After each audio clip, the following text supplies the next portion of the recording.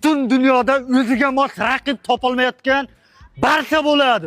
Ey uka, Real o'tin chopyapti-kanmi? Kartochka sotyapti-kanmi? Sal o'zing kelib ol, o'yat yurda, ikki og'iz gapim bor senga. Ochkolar bo'yicha doim birinchida turadigan Barsa bo'ladi. 4 kuncha turgan Barsa bo'ladi. Real kelib, o'yda turib deb pastiga tushirib qo'ygan ham Real bo'ladi. 90 minut ichida eng ko'p gol uradigan Barsa bo'ladi. Bizga 90 minut kerak emas. Sudi 2 minut qo'shib bersa 3 ta 4 ta urib oladigan Real bo'ladi. Bizning murabbiyimiz taktikalar qiladi, harakatlar qiladi. Keyin bizda g'alaba bo'ladi.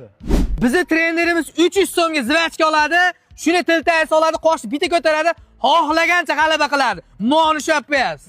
O'zini komandasiga sodiq Barsani muxlislari bo'ladi.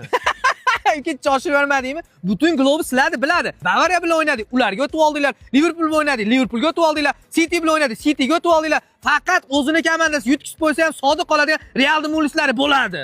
Eng ko'p komment yozadigan Barsani muxlislari bo'ladi. Like bosadigan ham, komment yozadigan ham, yaqinlariga jo'natadigan Realning muxlislari bo'ladi. Sizlarga bo'ladi uka. Sekin o'ynab o'ynaringlar-da, biz hali kubik olishimiz kerak. Qale?